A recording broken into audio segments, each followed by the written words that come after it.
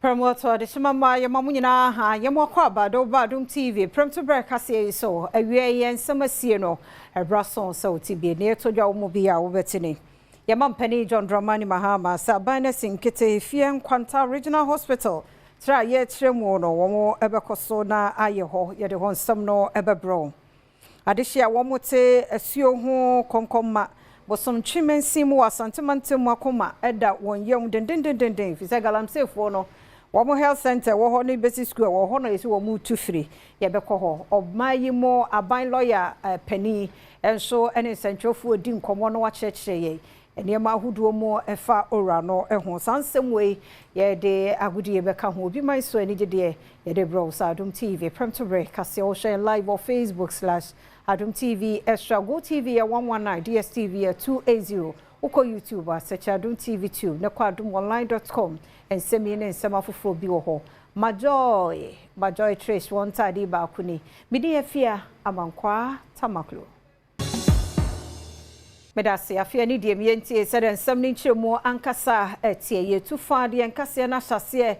wo Flagstaff House ne ho na aban lawyer pani ne mra ni mu ni ejina wone adehie di nkomo na ora no ho ensem bebi akodue katase no proye ho ensem no wode etudwe. On the contrary, he encourages me. He says the work is stressful, but I should keep on. The legal counsel to the president, my former boss, has never put pressure on me to cut any deal. Offers have been made, and I have turned all of them down. I have told everybody, please go to the court. If you want a plea deal, I'm filing cases. In the Wontumi case, offers were made to us for a plea deal. I said, no, I'm filing charges. If you want, announce your intention for a plea deal to the judge. That is now my strategy. The MPP took advantage of my saying that I'm open to to having plea deals to say, okay, that I was busy cutting deals in the office. No deal has been cut, and no deal will be cut except under the auspices of the court of competent jurisdiction. That is what I have decided, and that is what we are going to do, going forward. Lastly, we have frozen all the assets of Anan that I have listed, including a 10 million Ghana cedis fixed deposit account at Republic Bank, Labone branch. That is the liquid assets. They also, had a lot of bags. I didn't want to list them. The wife has over 61 luxury bags. All right, name them. He himself was buying watches, some costing as much as 1.5 million Ghana cedis and so on. We have taken note of all of them. And so we've done the freezing, including those of the vehicles. So on account of the foregoing, we have decided to charge Mr. Hanan Abdul Wahab and his wife, Faiza Seydou Wuni, with stealing, conspiracy to steal, causing financial loss to the state, using public office for profit, obtaining public property by false statements, and money laundering. The charges will be filed on Friday, and I have the charge sheet, the draft charge sheet, which I am reviewing here for everybody to see, so that nobody goes to say that I have indicted somebody and I don't have charges. I have my charges ready. From now onwards, when we are announcing the conclusion of investigations, we are either contemporaneously filing charges or we are filing them immediately thereafter. Okay, so this is what I have for you today. I hope that Ghanaians will bear with us to do an excellent job for this republic. The oral will work. Forget about those who are paying bloggers to blog that oral is failing. Oral is on course and will work for the good of the people of this country. We will exact accountability to the extent justifiable by law. As I said, I will not do anything outside the law for political expediency reasons. I won't. So thank you and God bless all of you. Mampani John Dramani Mahama na Kasee ninsama walk nyina ne sese de heavy duty trucks ya one more Ghana nchia hodo so no one more ba yiri mo kente na niema dodo a wosa wo fa no obefa no sa pepepe sense o mefa bro so be wi akire bridge ahodo overhead yes no no beba form emunsem eni Abraham Penny Ekasawa Bra, what is also above former one more de share dualization. I say ewo takrade keep cause Kintampo so nina ka big push initiative no ho eno man penny to just say one more buy a kwan mo se ne be ya ahyen ahodo e fa so wo hu nyina be hinhan one mo na afin so etumi abie akonya ahodo e de mamantam ahodo one mo e wo sabia no emu. And this is a very critical road. That is the Cape Coast Takrade Road. It has caused a lot of accidents. It has outlived its usefulness. And it is time for us to modernize it so that it will improve the productivity of both the central and western regions. So this is going to be a modern dual carriageway instead of the single passage. And there are going to be interchanges so that we create traffic separation so that the congestion that we see on this road will be a thing of the past. And so, as the minister said, Western region is receiving its fair share of attention for the roads. Ehono mampenyi esande to just say eni ye na kwan ne Kintampo ahodo nyina etutu enam senia ahyen ahodo wono etumi efa ne ma ni kwansa wono mo efa ne senti eni enhyehyɛ ahodo wono mo de ba begua kwamu senia be ya ehyen bia entumi emfa ne ma emro so. We cannot invest so much money in improving our road network only for transporters to overload their trucks and destroy the roads in 3 to 5 years. We've seen new roads that are built,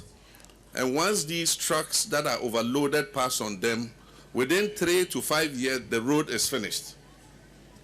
Recently, Burkina Faso have implemented a new weight regulation. And so your trailer must not be longer than a certain length. It must not be wider than a certain length. Mampani John Romani Mahama Neguso ya wakase you sinkete say if you Nkwanta Regional Hospital try ye tre mu no de omo ebehwese wato emantemu no ebebaso. Omampenyi John Romani Mahama eni ahyebo se woni na banye sinkete pa se if you Nkwanta Regional Hospital wono mu ebe mu no wono mu ebetumi aye ne ntem so se ne ebe ya ebetumi asom omanfo wono mu ewo empotemu hono mu Ebramampenyi ekasa wode na proboko pi mu atoye mantem no emu no de to just say so that you don't have too much pressure on only one facility. If Nkwanta has been the main hospital in the whole of the western region,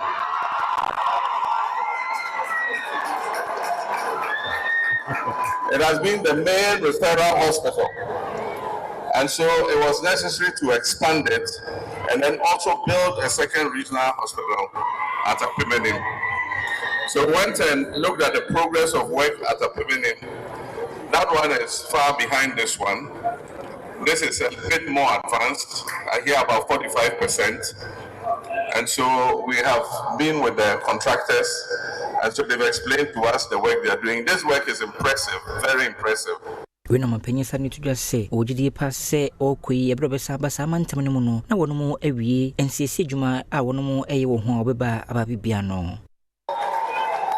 As I said during the campaign period last year, I said that one of the practices that has drawn Ghana back is that when a new government comes, it does not continue the work the previous government was doing. But governance is like a relay race. One government passes the baton to the next. So this is a baton that the previous government passed on to us. So I can assure you that the money that has gone into this building is the money of the Ghanaian taxpayer. And so we're not going to let it go to waste. We're going to continue and finish this project.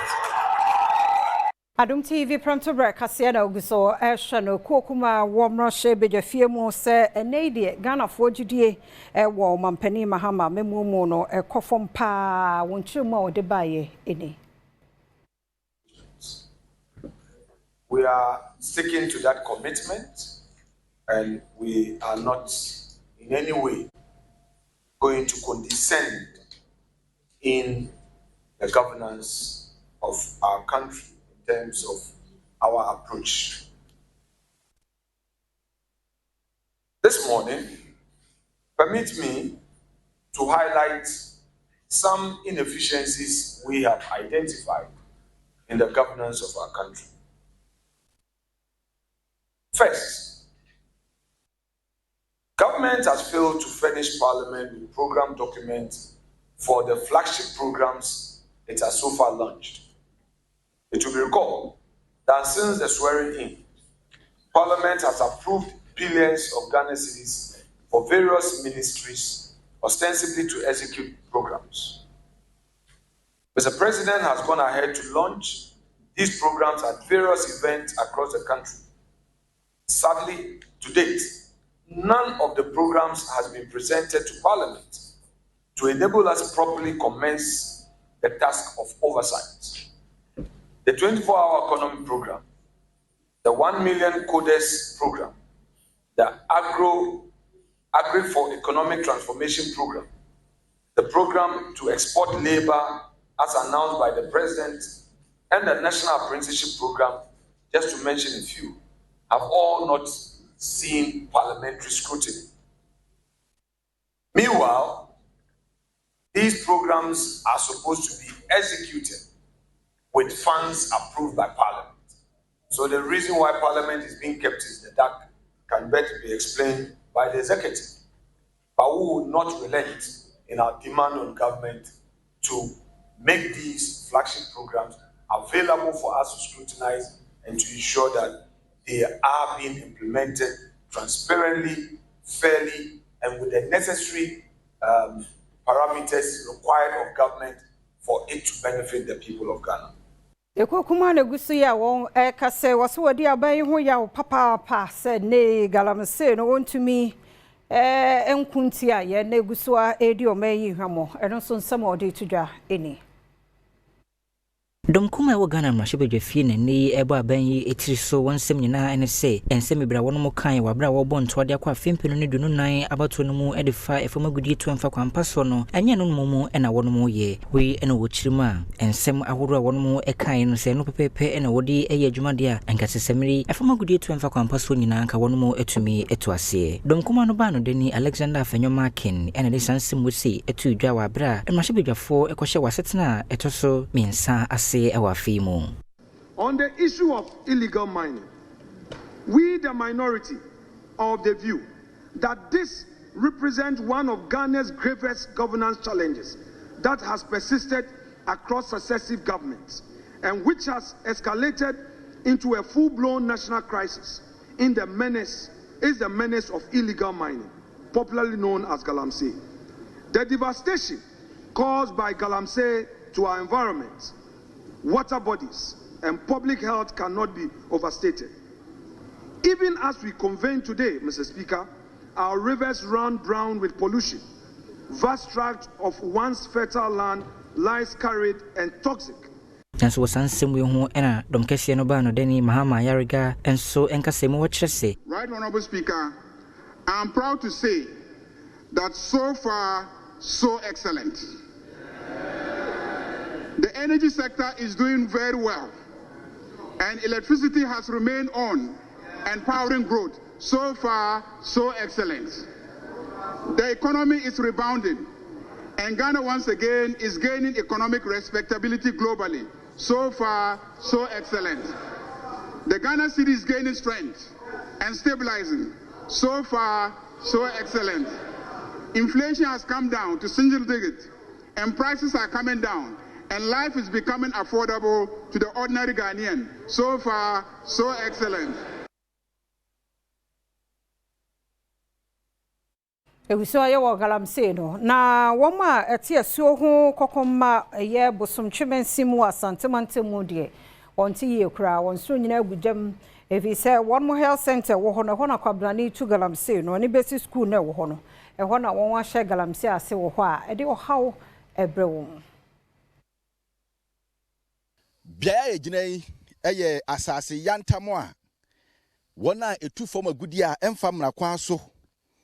abedi ase no ewo konkoma eno ewo bosomtwe mansini mu wasante mantem ha na se wo hwe asase no ye bia wo mase na kwa koduru a kamia kwese eduru owo ne nkwankwanta esanse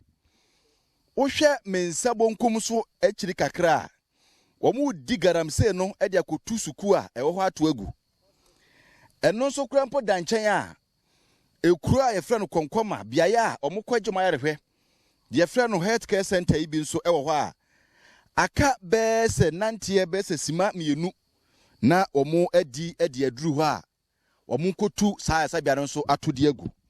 enti sɛ wo ba konkoma ha de a garamsey no wɔn adi asase na sɛ ne papaapa obefre aban emwa mprempren mefra aban mo mprempren said that medin ka kan no medin ka tu ho na mon ama first edin ka ba say ye ne say jani say ya go on ma be hadwen yi say aban be mwana o ma ba no ma be kata so a ke ye ni beje pa say see the amna ni see da ha ne mofla no aha na sebe o mo ba o ma jana ha so kula ne so no o mo ho ahomete o mo ba na o betum de onyenye kase be ba kuro yi mu mete sɛ yɛsɛ asase we kwampo no ugya to sanka odi beyi park ama ekuruma no ɛte sɛn no korɛ enim kofa machine be dua no sɛ be park sɛ bia ye ni nyina no ene ha no sɛ no ɔmo ade ay galamsey ama asefem ekuruma no kase kura school park ra ni bi wa hanom asɛm ya aduru sɛ ya wɔn ɛdan galamsey ɛyɛ aduru aresabea ne suku yi wɔn aho bambɔ nsɛm te sɛn ɔmo aho bambɔ de ya asefem so omo nyina kaseti agalamsey ja ewo bi na wie bi be free ba no na no ode ba yenso ye nhwe ma be free ba no so ma yi ti na yenso ya kan ho amra ye gina mu yi eye nsemone a galamsey fo a womo ewo konkoma adi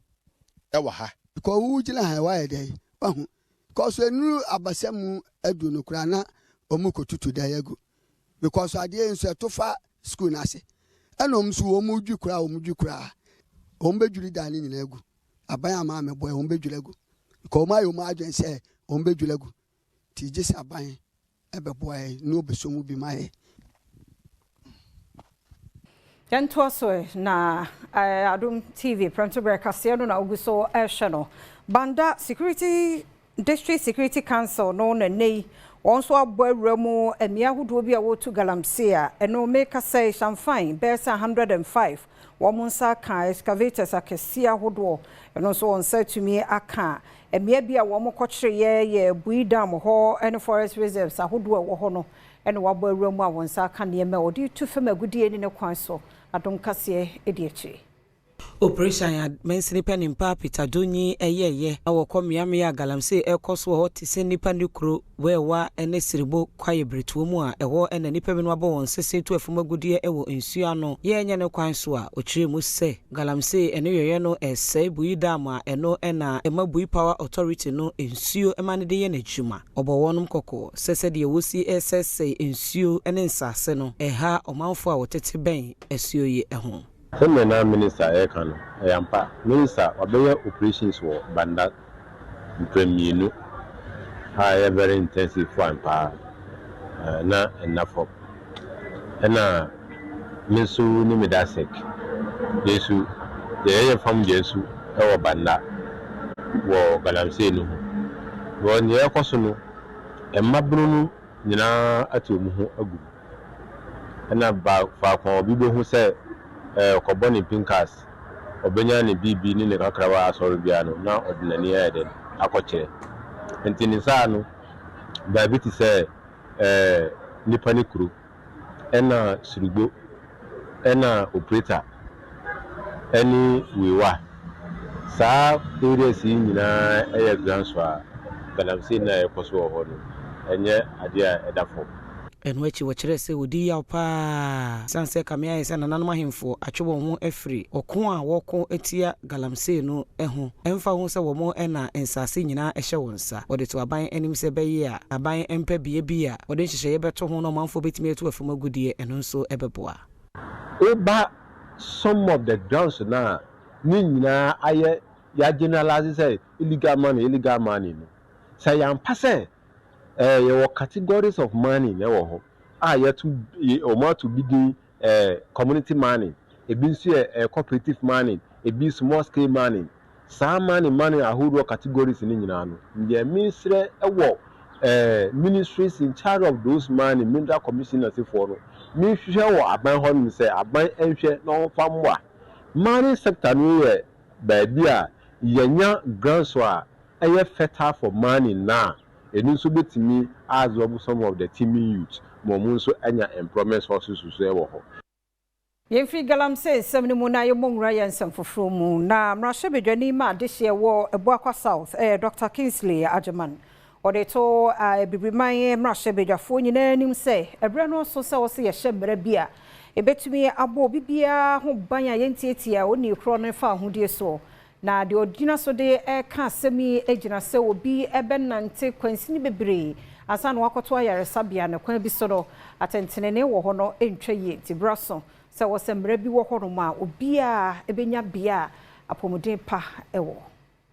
Emrahye bedwani de momomfa we Obuasi South Dr. Kingsley Ajeman eni ede to emrahye bedwafo wono mo wa bibire mu man nyina enimu se wono mo enhyehyɛ emra ahodo a betumi aboa na atentene omanfo entumi enya ewa bibire mu aman ahodo mu no obetumi etu ase emrahye bedwani de nsem we se tudwa wo Federation of African Law Students Continental Conference a wono mo hyehyɛ so wa DISEC ewo Ethiopia. To legislate for health justice is therefore to legislate for human dignity.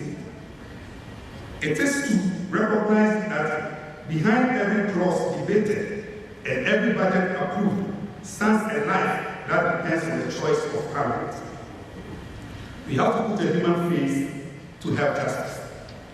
At the heart of every policy, every statute, and every budget plan lies a human story.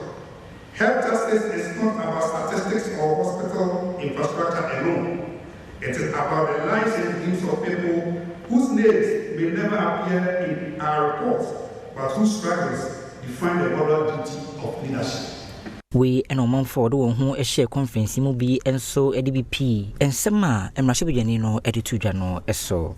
What he talked about was just timely for me because I run a charity organization back home. And for a difference this year in December, I usually do like a community something. And I specifically tailored it to do a clinical day where vulnerable communities, children that need immunization, women that need education, information into feeding their children, nutrition, and basically general health care that normally they wouldn't access because probably it's expensive or it's not within their reach. It's very interesting because health justice in Africa is something that we should have as a concerted effort. Two things that have stood out for me during the speech and during the whole activity is that we should have mutual integration and trust as African countries. There is no need for me to have clearance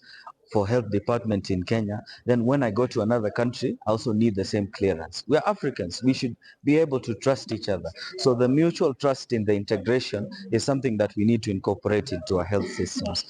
Health Facilities Regulatory Agency, Nadia Tujase, Wamuba Berena, yet special inspection tools be aba. And on a bebo bani yahuno, Pomodiatna Yahudu, now, or Memono, or Numa Sadie ete. Health Facilities Regulatory Agency can it say hefran and they one more to just say one more the special inspection tools be eba mountain soa and no babe boa say apomodin bia ahodo kwampaso no ofa ededi wono mu ejuma a we wo trima fertility clinics ahodo wo man mu nyina so ebeka wono mu ebra acting general secretary de mahefra Dr. Winfred quality ba ekasa ewo ano general congress of the Fertility Society of Ghana fuju media ohye so ewo tema not sansem no etudwa. Until now, fertility centers have been licensed under the broad category of obstetric and gynecology specialist clinics. But we all know that the area is becoming very sophisticated,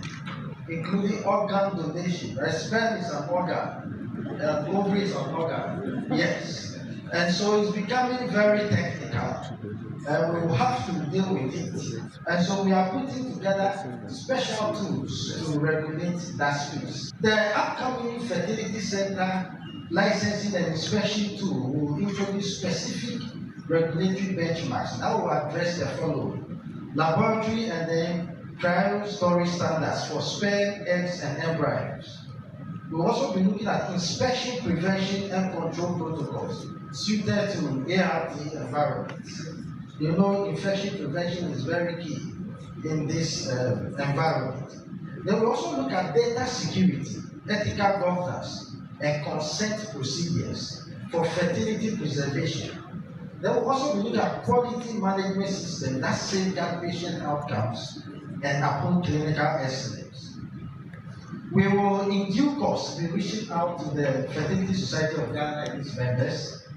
to collaborate closely in shaping this regulatory framework.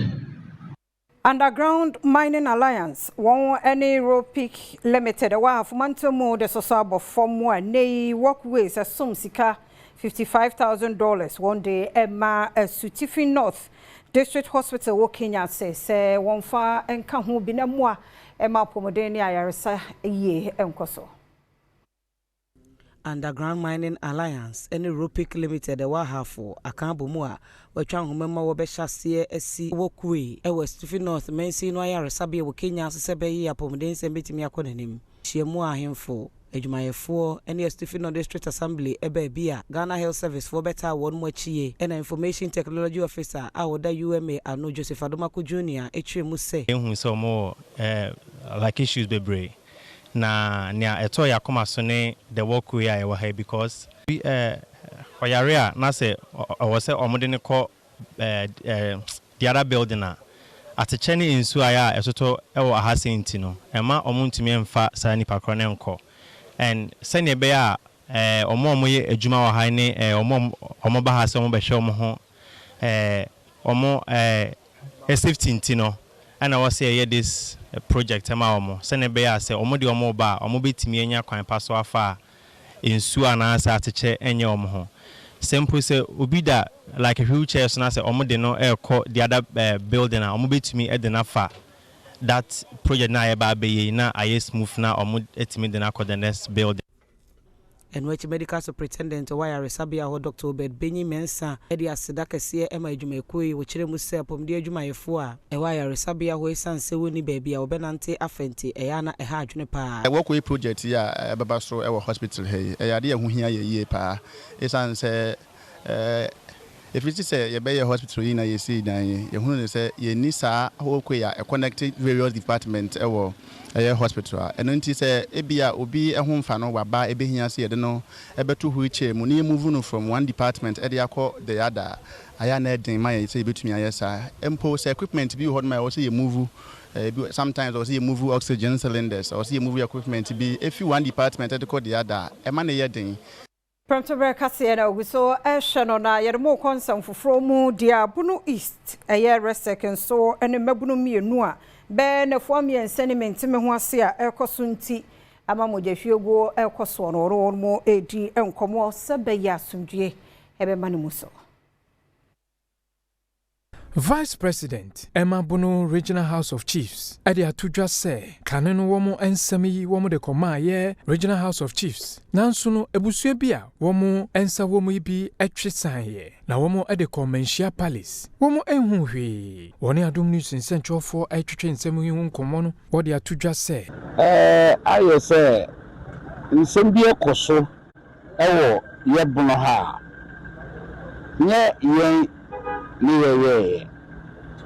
Bono had ka House of Chiefs no some person say na da ye ni mo a ye ka na omuyi asem no de call manhia omo a omudi asem no ba ye no ane de yi call manhia nti na ye nim say anka be ka wi a be de ho susan so be bre ye wo ha be ka ni manhia wi no officially bia fansusan so bia mbre nti ye ntumi strike na out na da ho ba entokwa ni dede a ekoso wo ho no in free regional house a free national house Osande futu mananano mahimfu se wo hwese wo beka wo no abom na no ene de mpuntu ebeba wo mo empatem bia obeka se ahanfo manso twen ene ahensem ntokwa entwi nkoso enkwachi na onim de oka sampa se de na siwo enya ahensem ya na ahensem ma baby koso a ye sampa edwa no wo he sese nkrofo ne mashi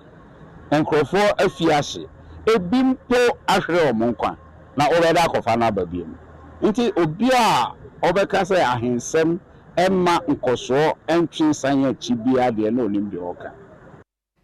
There is only Adom Trotro Prince who so see do akopiem wa bobloshi ho ena amen penny for edu operation be ahye so ho. Also yehwe de ekoso. Trotro ena etwagum life ena de Trotro no abepiem e wa agbobloshi ejom ene Accra Metropolitan Assembly AMA opinia wono ena eba na honidie hu nsem woda wona no Florence Kuchi edi wonanim ama ne wama bechi edwedifo enan se edwedifo yi womo eton niema womo de niema egugata so wohwe mechi a womo moton beko no ho bi no womo chi womo esisa womo meko bags bi ede call eye AM womo office ye ne edwedifo bi edi nkomo wohwe operation a AM fo ye chichi ema ye womo ton ade wo gata so ya wo ye dwedini de na beka fa I say no dear, my juma na moye. Say man no na mo bono. I say kwamu hu nu amatoni dear. Accident timete me ba. Enti no say mo ba de juma say ya eye ebe no so ayedin. Say obi wo ho a osi kwamu na me hwedwa. Abra kwa wo say owo kire hoko. Obi nso say wasemanim na no so ayeden. Won so abeka ho na kwamu akoye bebre. Na se mo ma memo a ene da ni da na ye be wo kwan no na ye besi enti mo adwuma na mo ye mo bo man no hu no tinska ka de bia mo ba be cheke ahwe ne yenso ye be hu de aka ye say ya adwade ya so odin ha ye nti asem we mo be da mo sese a obi be kwotese a se me mi teach say no bi so ko share me say ya se me ni so meko enti se mo be de adwuma ni saa na obi a be pa na eye adwuma pa na mo ye no so mo ko so na mo ye man no na mo bu no say obi hu touch ma wa ha abanya asem je se ne be ya obi hu touch ma no ti na mo ye den wo hihye ye saa no ti adwuma pa na mo ye no amanfo so yare aban no de ka yare wo hwe beku ya no mutonton na egugu fom ya ma mi ton enchine ene gari ene ne di nkomo menko ma mi we nsusu ho won so o ton de ye ton me ko ni ya do o jodi eti say mi Adom kakra o show operation AM for ye ade na be ka fa asem ye ni ho mom sabi ye ti kwan mo ye nim se bia mo wo kwan mo nti o mo ba no ba kire a ye nso ye hu se de e be di ye yusu pepepe ese ne kwan so all right na che se wo hwe edwedifo ya dodo na ebo AM abaso wo anamo a wo mo etu ede afa kwan a wo mo fa so ama o manfo edi wo ne hu ni enema wo mo eton edwedifo na ebo ma baso pa enne musimo achi nipa sen enne ya achi nipa 4 ya achi ma 4 nti ya achi bebre because uchi oba ba ko a wachi efimua nti ya achi efimua ba ko 4 yes because baby a omoton ne ma na enye ade na omoton no so yenye pepe no a omoton no ebi apro but omodigu ho no mo aton amankronfo a mo ye den omo ye hyeto na omo de akwa ye hyeto nti ye ne saa niema ni nyina yetimi a saving nimpa over thousands anko mo be di saa pepe potoye no nti ya ye adwuma pa ene nti last week we say chi nipa be 20 ene mo chi 4 ye koye ni mu ide ne yenhwe ene in fact na ka ye de ba ne na nhada enso saa nti na ba ne saa on say last week ni ekra basket ye nti ye ni nyina ne ye appeal to philanthropists ye hia support for instance enka ye wo clean Ghana basa ye na mana bas ni ti ye chi ye nim say we ye yankasa ye dia is inscript on it clean Ghana campaign nti ye tu ya na bas na tu be bia train ni be na bas no so agina ho ni yetimi anya nkronfo a be boa na ya den ya ti krom because ye nko aye ntimi ye hia people to support us to do this way ye pese kromute ye pese ye di aduane a that is not compromised by microorganism ye pese wo di aduane na wanya pomoden ye pese wo be di aduane a wo be yare nti ni ye sa adwumade we food safety is everyone's business. All right, now opening power no eneba awonidie hu nsem so ewo Accra Metropolitan Assembly Florence Kuchi ana yenini di nkomo no na no di joy clean up campaign enim AM ni joy na akabo ma omutu sa na moy ana o kire se wo mo pemwa ehia bus me nso me de me ye trotro de da o me di mate wo trotro se trotro ne ye ma mate ne jisu se awe Yankomra na yentoa ensem no eso. Yamwakwaba yedase so social Adom TV Premtobre Kasee no yedemo concern foforo mu. Osofo hwe interior so age enam National Security Council executive instruments so amene ya make said de golompe ekro no yede nhyenna ato won so wo Kintampo North Mensimu wo Bunu East Mantemu. Osofo hwe fisem so a woje afutu free National Security Council ene bambo mpanimfo ho agina so de wo hyenna atugolumpe kro no so a ewo Kintampo North Mensimu Bunu poye Mantemu nti free enwumere no 9 edukosi anopa no nsia de obia empie Eshase enrabena ehini mebosome de toso eduno ba akoko sisempanifo behu sahensem esori wo ho no ano abrase masundwe aba aban edeto ahemfo kabie wonfo mabunu no manfo anim se woni sa hyehyeye so sebeyi a wantwi a eda wo nyina obetimi aka amana firi ho enokra na nchen wabrao etu odwumadie ewo kro no emu etuduro biya wodidi dwumanso wabrao enne akodie biya betimi ede wo hawo abre obi bia obehunu se etuo anasa akodie bi ewo ne ho no emra enne bedi emra bie ma eka ho so ene se wo hu se nipa mienu ana miensa eti motorbike so a wode na montene de mo bia nso nhya akotade emfa ne na montene so sankrata yi muntaka Mohammed Mubarak mrahye bedwani ene oswafo hwe fisem so ena ede abetudwa Yanto so na enipa bia yesusu se wakowia obi edwan ene yahye na ma oto na nanom nsiodo ama ya chere ofoforo enso asemi siye wo isaso eno watwema wabiaja North Mensimu ewa Asante Mantemu Enkra abeto Adom Kasee apono so na no pe kire se adehye a wo mo ewa Marban a eno ewa atwoma wabiaja etifi Mensimu Asante Mantem ha akire komfortachi amoa bia wosusu se wakowia enwan ene mponche ede afiri isaso anka okoton wadi abono amanei wasanso ahye no wuchirem se ohun se priju eka ibi na omosesa mponche achinchim wo mu duku edi aguma wodi wo mu etwam adwane a emnantie ma wo mu ho eye ha ekogina aka yi ebusa nkwofu yi ensem ba akomienu bi a na omototo paapa so na ebra asem ne yes ana nam se na wo mu eye nipa baasa entino mienu a aka ho dunkuruma fo mu na mu adwane ya baako a waka de fofi anto ata ma na ntime anwane a emnantie echi ka egina ho yi mponche ni nyina agu fom ehwe no twaja eto ka no mu ehye no dwerebe amanoba eba chim se enipa mienu aka no so baako aposifo ensa aka na obua amanhwe mu fikofiko akoso ewo aseminu ni nyina mu no emponche ne de baako kura ni ho a wo ho etime kan ya wayi wo mu nyina edi agu ho etwen se ni wura ba bekere na omode ni nyina ama wo mo amansan chia me kwadwo bi miriku ama ne bo Asante Mantemu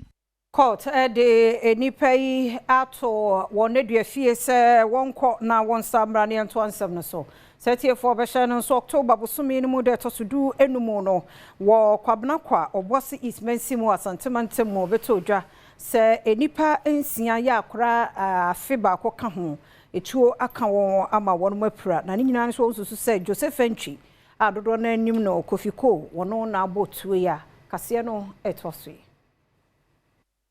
Ochwetwe mu no bukuada ehini mebosome de toso dun Adom Kasee ba amane se kwabna kwa branti bi friend Joseph Entry adodo na friend Kofiko kotututu ema nipa nsia abofra wadi afeba akon eka ho enya prekuru Obuasi aposifo kwakire Joseph Entry ede ne kwa wo mu aso ya eneyi wode na kwagina court magistrate court wo Obuasi a otemuafo his worship Curfew wusu sekire ene tene dwamu ahyese na watwem yenu mfa nkoda aposifo aso ye sebeyi a wansan kɔ bokurumafo entrene wo hwe kwan se ubobo somede toso nan ene wo side ne bekɔ akogina court bi maame ba akɔ etututu yi so onam supraye karoti na boaten ene Adom Kasee amanebo ne Isaac Lomanyo hwetwe nkomo a ode sansemi etudwa nti na ma pack me niema wi amapo a me be kofi nti na me ni me nua ketewa bi na wo ho ana me so an niema no bi se wo mfa nko na me so me pagya cylinder no me de mu ya ne se me da from ho no na hu bi esi e bi o mo de me ba hospital me tie mani no me bi sa se me ba no boy ana o mo ka se etuo ni bi aka ne nan eno na ma me sun yie pa na me so pa ne gwa dabi na me jide de enkyere me se me ba na wu na me dwen no ho fi se no ya akola onyampo nante ye Me imagine say me person wa nantentem so na onya nante na omudi to na kan nti na msu say ebia ebe ha ne nan e wa abra wontimi enante me ba no na wo hyemechi